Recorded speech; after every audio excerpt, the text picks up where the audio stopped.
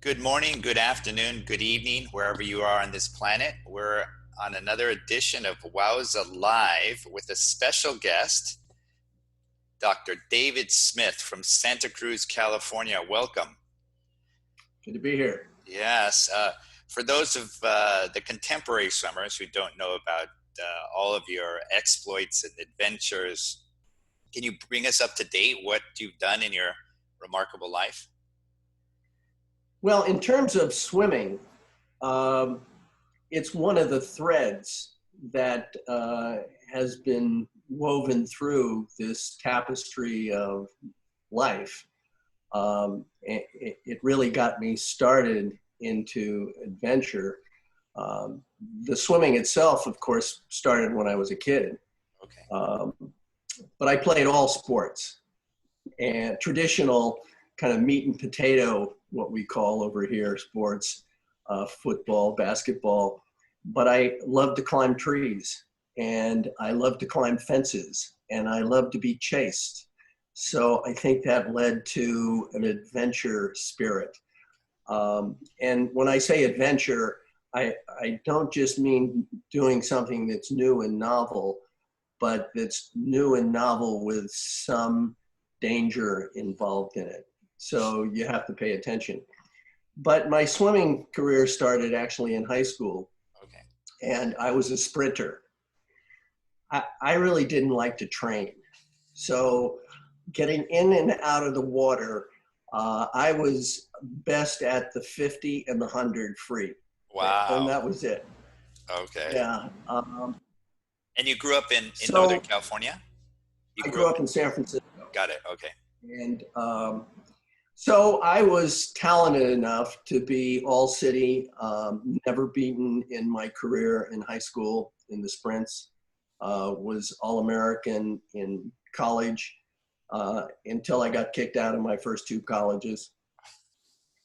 And I suppose in terms of the swimming, I hitchhiked through Europe.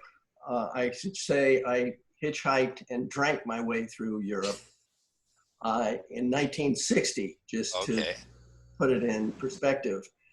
And at this time, there were no runners.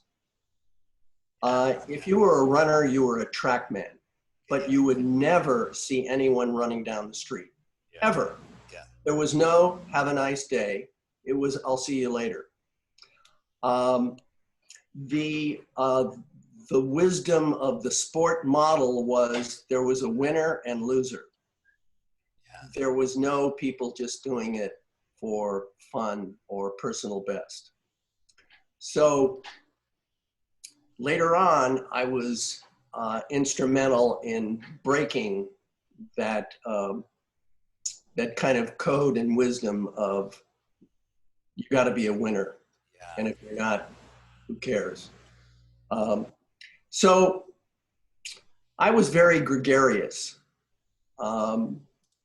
It seems like a lot of distance swimmers can be by themselves for hours and days. I talked all the time. I talked and I listened. And I owned a bar when I was 22 in San Francisco. So I knew how to listen. Yes. Well, by the time I was 25, I was at the king of hedonism. And my high achievement was women, new cars,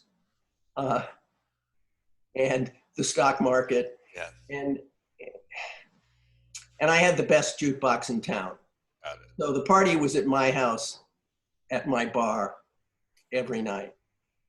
And I realized one morning I woke up early in the gutter in front of my bank, and I saw that I needed to make a change. Even though on the outside it looked pretty good. I had beautiful girlfriends and fast cars and money and stock. And so I was at the viewing area of the Golden Gate with my girlfriend, and I was complaining that I had no goals, and she said, "Well, what do you want to do?" And I said, I I have no idea. I got to do something. And she said, well, take a guess. Well, I've always liked to swim, wanted to swim the Golden Gate. You know, I wasn't going to do that. And she said, you could do that. So I put my cigarette out the next morning and went and swam almost 2 laps.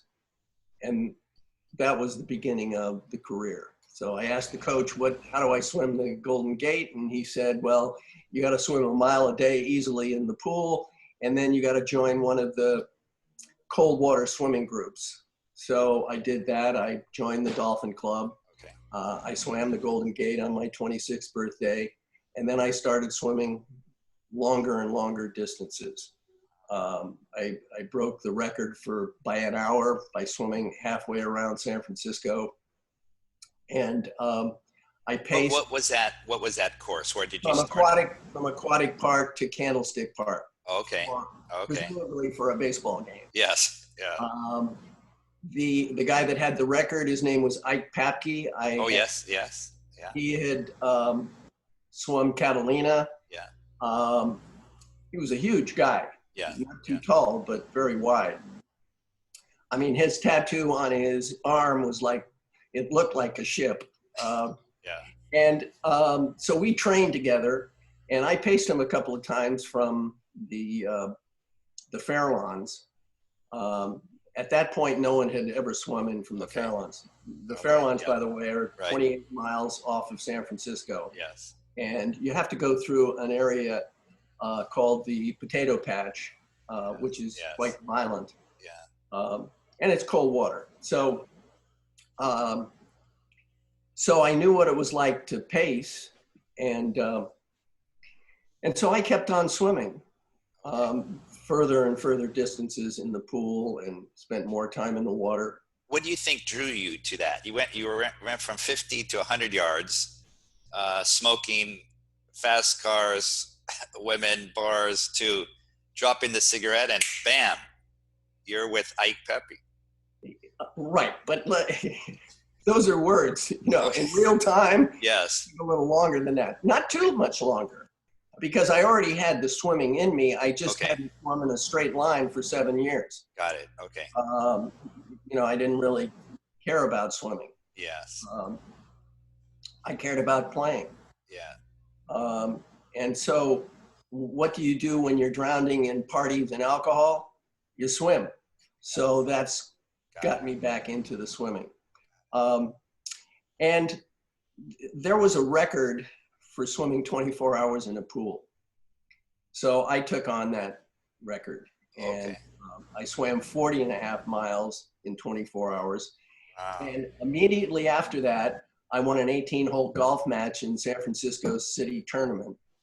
And right after that, I went across the San Francisco Bay and picked up my date, came back to San Francisco, had dinner, went to my bar, auditioned a band that was playing there, went back to her place on the other side of the bay, spent the night making love. And so that was my 48-hour day. I realized I had endurance. So the next week, I was taking a course in film production at Cal, University of California at Berkeley. And this was at a time when Mario Savio, kind of the head of the political uprise at Berkeley, was giving his talk outside. Everybody had short hair. Now we're talking about months before all guys started, not all guys, but started growing their hair. So that gives you a kind of a time frame. And I watched this documentary film about the Mississippi River.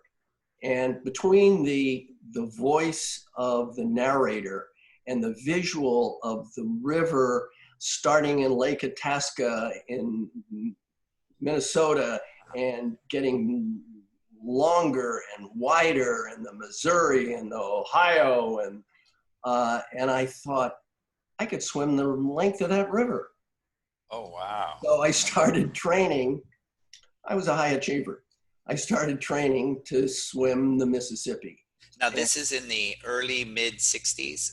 this is in 1965. Okay. Okay. And, and no one could care about it.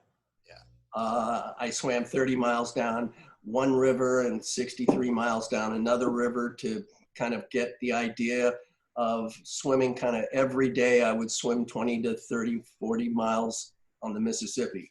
The Wow. only people that cared was a conservation group in Minneapolis said, we've got so much shit in the water, don't swim here.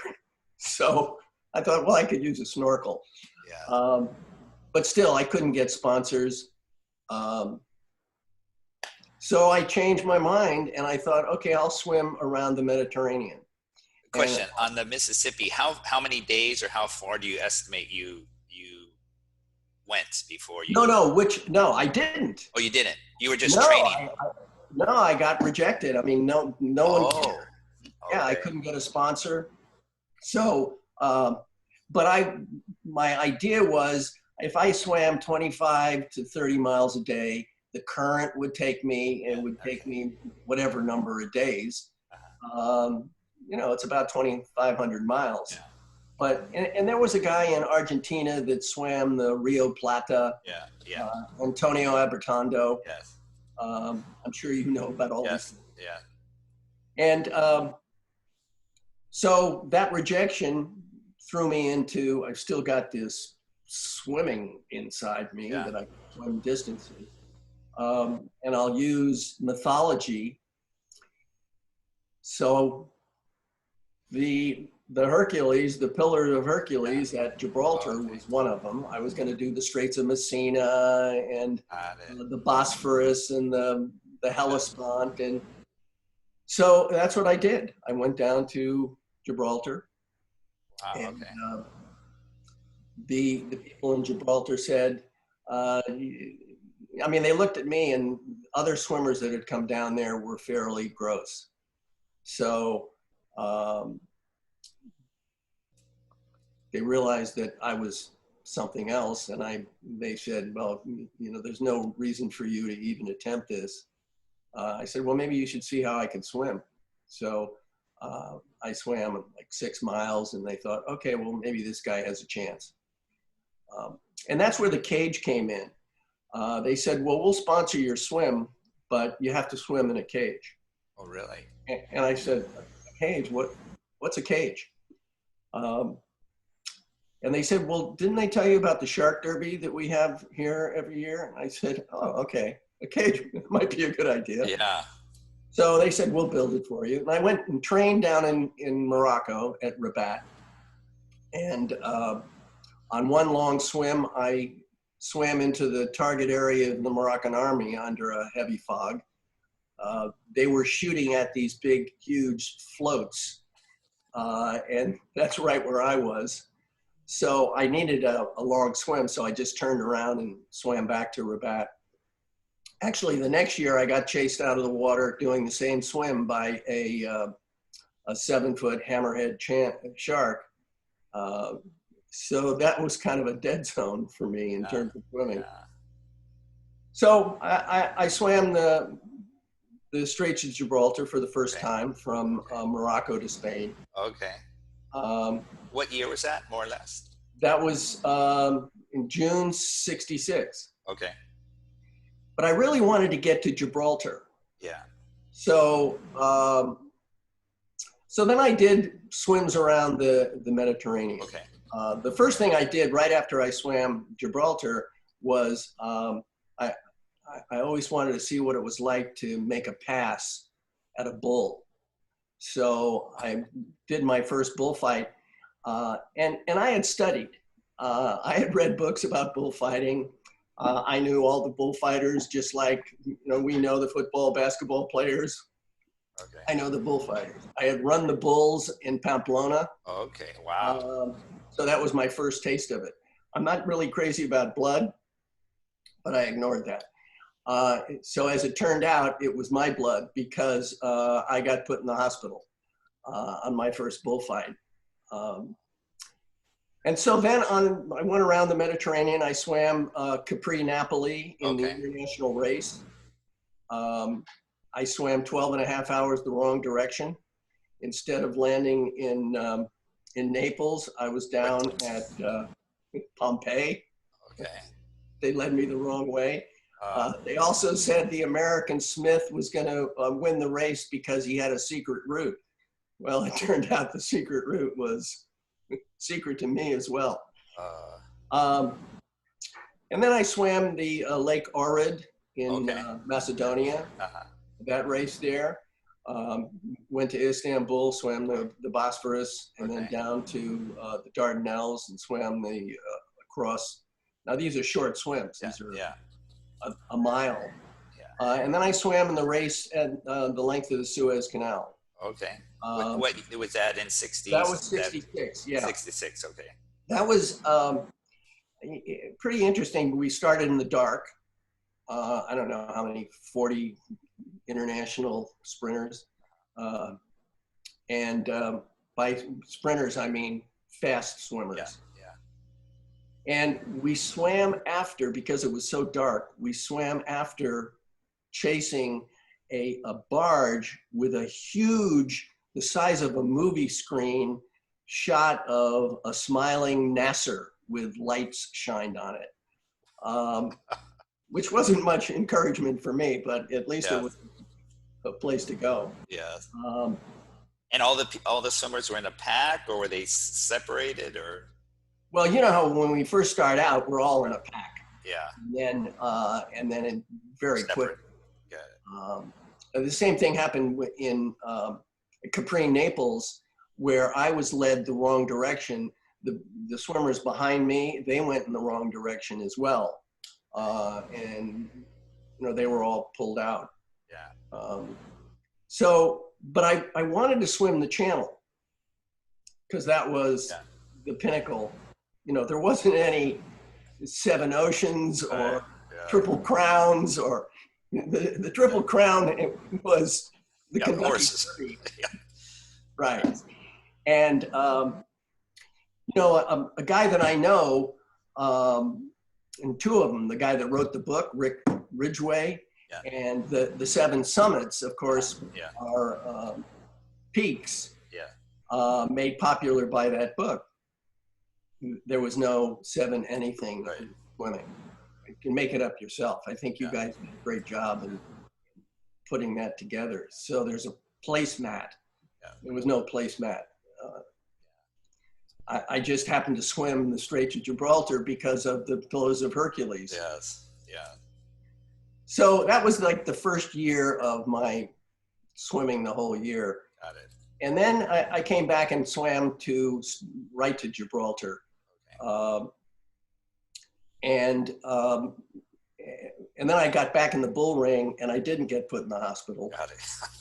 But then I started doing other things. That year I climbed the Matterhorn. I went to the English Channel not to swim it. And I thought there was a chance that I could break the record there. But instead, you got to know this is 1967 and there's a war in Vietnam. And I'm this peacenik type guy. I was yet to be a hippie, or at least I didn't think I was. But I wanted to put together an international relay. And I wanted, and particularly India and Pakistan. So I got Brojan Das, Oh, wow. which, he had swum it multiple times. He wasn't that fast, but, and I got an Englishman, an Indian, Natinda Roy, Linda McGill, who became my girlfriend. Really? Okay. Eddie Schmidt, and an American. Uh-huh. And I was putting my money into it. I had just done a commercial, a cigarette commercial. I was the camel man. I'd walk a mile for a camel. Wow. Of course, I didn't smoke, but I had smoked. When I was a drunk, I smoked.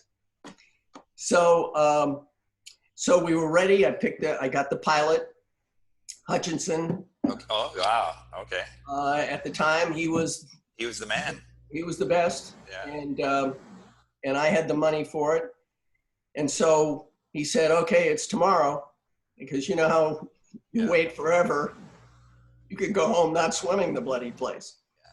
So I told Brojan Goss, it's tomorrow, and he said, "I understand you have two women on the team."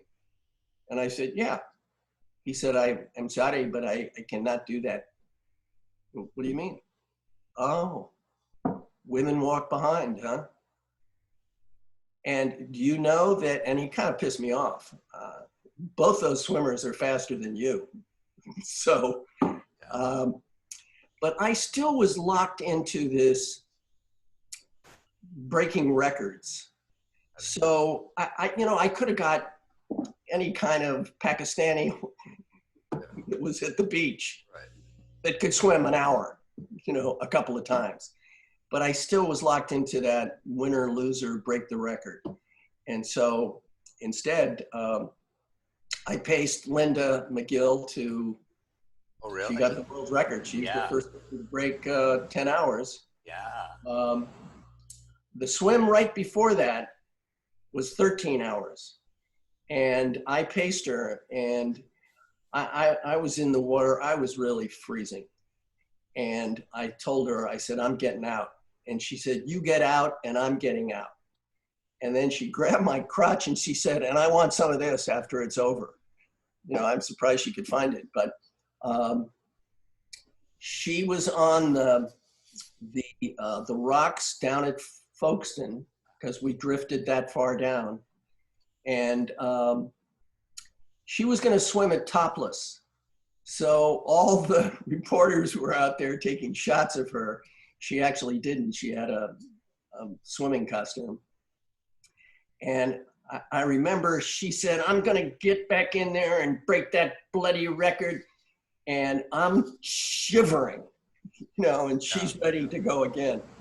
And 2 weeks later, she broke it. And that kind of was the end of my marathon swimming. Okay. That's not that I didn't swim again, but never any staggering distances. It really opened me up to seeing the world in a different fashion. And that's what I was curious. National Geographic really, when I was 4 years old, those pictures opened me up to the world, and I wanted to get in those pictures. And I think the stepping stone of swimming got me to, now I could get around. Can I get around some other way? And while I was going through my own changes, I was reading Eastern philosophy. And what I liked about swimming was I could take what I wasn't really understanding in an Eastern philosophy and figure it out while I'm in the water. Oh, wow. Where I always, when I was a sprinter, I didn't want to stay in the water. I really didn't want to train. But now I use that water at the time in the water by myself as a moving meditation. As many swimmers, I don't know what's in their heads, but that was what was in my head. So it was a time to be alone. I was very external. I never knew that I could be by myself that long. So I did other things where I trekked over the high Atlas Mountains in Sahara alone. Now, you're really not alone because, of course, you're with the environment, a harsh environment, and the Berbers that live in the high Atlas Mountains are tough guys. It's a tough culture. So it was how to get along with them. So the intrapersonal was working on me, and it was just another stepping stone to opening up a vast array of different new and novel experiences throughout the world. So I basically had a scholarship to the world, physically and intellectually, for 3 decades. Yeah. So you're curious. I mean, to do all these things, and swimming is just like you said, one chapter, one part. But I mean, you must have an immense curiosity about cultures, locations, everything. Is that what drives you, or are you wanting to achieve something, or what do you think was the core Isn't of your that motivation? interesting? Yeah, because uh, the achieving went away and the connection got stronger and stronger. What's it like to do that? Um, I can't say I wasn't a high achiever, but the um, the contribution to humanity, um, I took a lot of heat for doing what I was doing with people that were smart and athletic, and in power positions that would say, that what you're doing, that's not sport. You got to have someone to compete against or something to compete against. And I stuck with it. There was, as I said before, there was no personal best. So when I went for sponsors, I moved to New York, and I got rejected every single time. Every single time. But it was okay. I didn't have any kind of adversity. I was just meeting, I was happy-go-lucky. Yes. I will say Yeah. that. And the first year I got rejected every time. The next year I got rejected, except Life magazine said, we'll cover your story, Wow. swimming to the Yeah. rock. So that was, just so our younger listeners understand. Life magazine back in the '60s. I mean, that was big. That was as big as you can get. yeah, that was news. That's how we got our news. It was short stories, big pictures. I was on the cover, and they called me the long distance swimmer who trains in a discotheque. Because by the time I got to Gibraltar, I had already trained. Yes. So Yeah. there wasn't much more to do. But I took a lot of heat. I would say the pinnacle of getting rejected, looking for a sponsor, was Timex watch. So back in those days, there was a series of commercials. Their line was, takes a licking, keeps on ticking. Yes. Remember that? Right? Yes. And so they had commercials where they had cliff divers in Mexico, and the thing's still clicking. They put it on an outboard motor and it's still clicking. So I got a meeting. I was able to get a lot of meetings. I don't know how, because they would reject me, and they would always say, this guy's very busy. He doesn't have much time. So just realize he's not going to be with you much longer. And I remember one time the guy took me out to lunch, and as I passed the secretary, I said, yeah, he doesn't have much time, does he? He'll be back in an hour. Now you did all of this. This is all self-initiated activity. You didn't have a PR agent. You didn't have a marketing firm or anything, correct? That's a very good question. And I didn't have a coach. Many times you're the guy in the water, but everyone else has put the whole thing together for you. Yeah. I had multiple hats. But let me just finish this thing about Timex, because by then I knew I could tell who was the most prominent or powerful. If there were 3 or 4, they were mostly and all men in these offices. And these were senior VPs of marketing and those kind of guys. And so I could tell who was the most powerful. And finally it got to this guy where he said, I don't know who let this kid in here. And I was hardly a kid. I think I was 27, 28. But let me tell you, kid, sports is not what you're doing and swimming by yourself and going into the wilderness. Sports is about ballparks and stadiums. It's not about your stuff. So get out of here. Oh, wow. And so I didn't get a watch from them, but I did get a Rolex. Yeah, can you fill us in on how the Rolex? Yeah, it was the minister of tourism, the guy that said we'll sponsor you, but you have to swim in a cage. Yeah. He also had a shop, one of those shops in Gibraltar on Main Street, and so he got Rolex to give me a Submariner. Wow. So I thought that was pretty cool. Yeah, of all the mountains, deserts, roadways, waterways that you've experienced firsthand, what were the experience or the adventure that was most dangerous, most risky, and how did you overcome that? But you know, they all have their own personality. With the High Atlas, it was the tough people. I mean, there was some. I don't know if you see over my shoulder here. You see that crocodile? Yes, yes. Yeah. So I'm swimming in Costa Rica. I just took my morning swim, and I'm coming back in.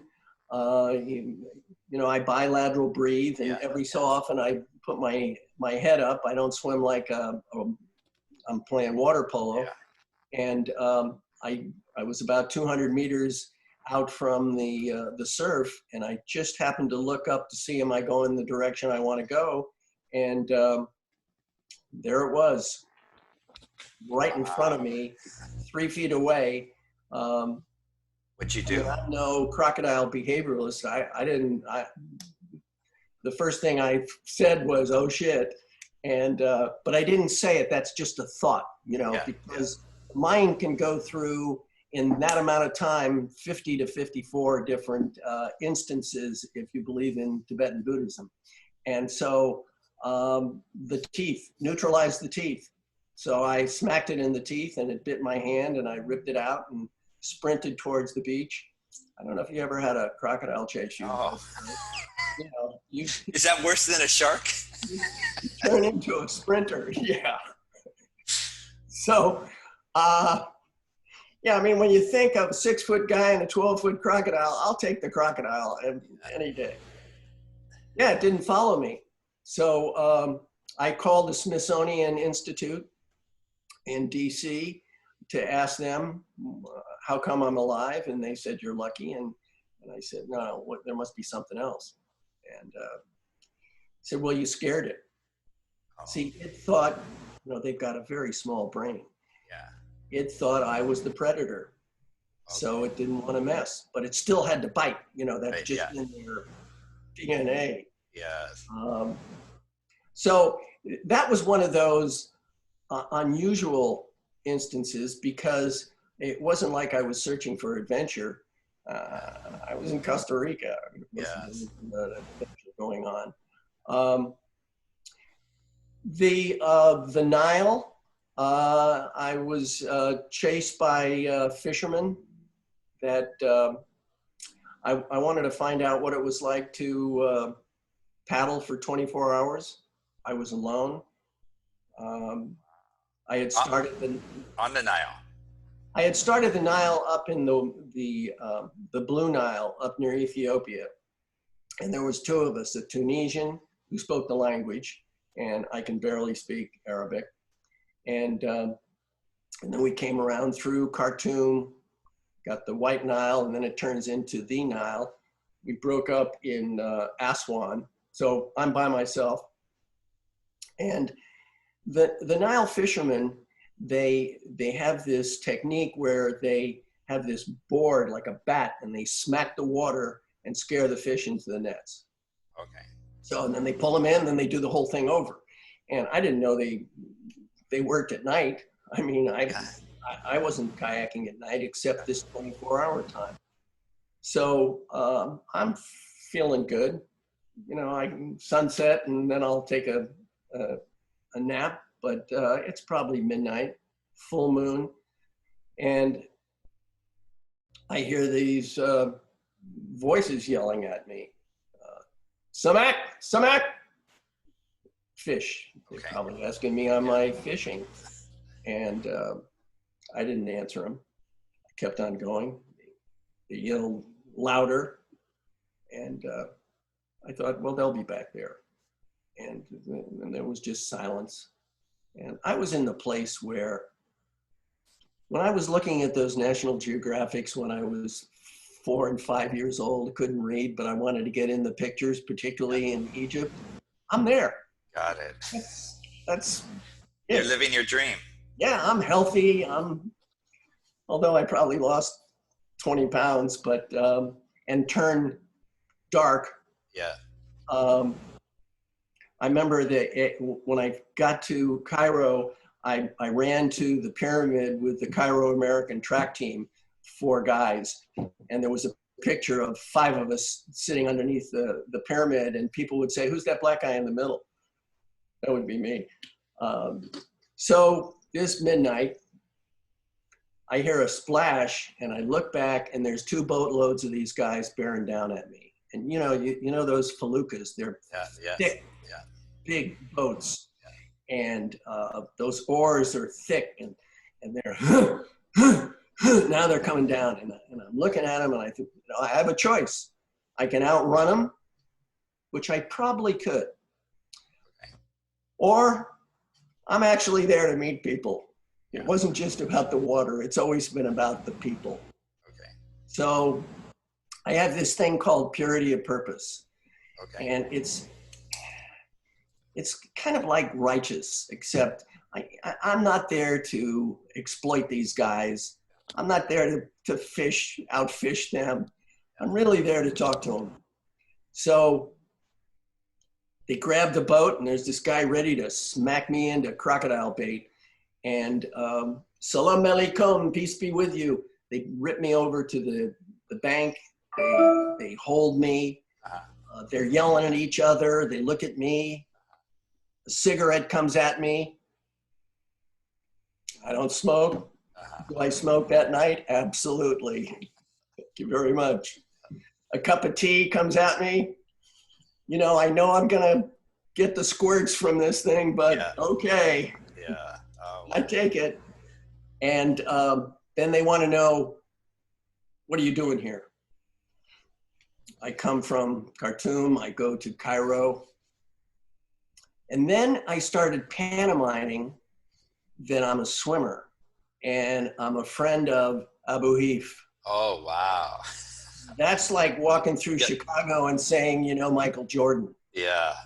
Okay. Right. And then I should have brought it down here. I had this medal for swimming the Suez Canal. And on one side, it's got English, and the other side, it's got these squiggly Arabic lines. And, I hope it says the same thing. And they look at it, and I get safe passage. And those things, adventure is about going to the places, but the core of adventure is situations like that. Yeah. Is how do you get yourself out of the situation? Yeah. Oh, wow. You've lived such a incredible life. If you had to look back, or even nowadays, if there's a teenager, a young adult listening to this, what advice would you give them? What's the guidance that you can share? Well, I think that particularly in the situation internationally that we're all in, and it's something that as distance swimmers, we know this. And it's something that I really had to learn because I didn't have any of this. I was a very fast twitch muscle guy. And it's patience. The patience of going through this virus situation, of having to stay in and really get to know more about yourself and your family. other than, okay, I love you, see you next time. There's more internal work to do. And now's the time to be creative. And I think that we all have a certain creativity in us. I never did. I never related to being creative when I was in high school and college and owned the bar. And then I started painting and doing sculpture, and that entered into my life. There is an idea that of creation in itself, but all kids have that. So it's, instead of being adultish, how can you let those ideas when you were a kid enter into your mind, your brain, and then what can you do about it? And that's innovation. So there's the creativity, and then you innovate. I would say, like what you guys have done with the Triple Crown and the Ocean's Seven. That wasn't around when maybe I would have stayed and gone after the 7 or the 3. And of course, I'm an expert in risk taking. So that's the biggest deal, is taking the risk. And as soon as risk comes up, the idea of fear is there. And I would say fear pretty much runs our life. And I'm not saying to skirt it, but to embrace it. Is it better to think I'm helpless and can't do anything about it? That kind of fear, or do something about it and embrace the fear that is blocking you? And that's going to get you somewhere. Actually, win or lose, because it's going to give you some experience. So I happen to fall into this lifestyle where I've experienced a lot of different things. And we go back to what we were talking about to begin with, the curiosity of what's it like to do that. And I was able to create something and then get a sponsor to take me to whatever that place was in the world, and do it in a way that I could sustain it, and kept on doing it. And then later on, where I became more of a teacher, and went back to school and got a PhD. I had no clue that I could do that. I was cocky, I was conceited, I was an egomaniac probably, but I didn't know that I was particularly smart until I went back to school and couldn't get anything less than an A. And really? How do you do that? All you do is read the material and understand it. So there's changes in all of us at any age, at my age. I think this is a great time to stop, because I'd like to ask you to address fear and risk-taking in a subsequent interview. I mean, just those two, how do you address fear? How do you shape it to shape your own life? I would love to delve into that and your perspectives, if you would mind. Great. Before we go, yes. Let me show you one thing. Yes, please do. Because this is something that really people don't know about, although it's on my website, but it's nothing that I've ever explained. Okay. And so in 1977 was the year I kayaked the Nile. And I came back through London, and it was the Queen's Silver Jubilee, 25 years. So Rolls-Royce, they minted some silver hood ornaments, the Spirit of Ecstasy. Okay. And I got one for the personification of mind and body. Really? Oh, wow. And they gave it to me. Can you hold it up a little bit? I can the I don't base, know. the base. Okay. Beautiful. Beautiful. It's really pretty nice. Yes. Um, and of course, I had to kind of do in my own American way. Where's the rest of this? For those who don't know, it's the hood Right. ornament of the Right. Rolls Royce. Yes. Yes. Oh, that's wonderful. And with that, the rest of Dr. David Smith will be next week. This has been Okay. very fascinating. Very fascinating. I love Hi, this. Ned. And then, so, By the way, yeah. the character generation you had up there said Carl Smith. Got it. Uh-oh. Sorry about that. We'll fix that. Okay. Well, thank you very much. Until next week. Thank you. Bye.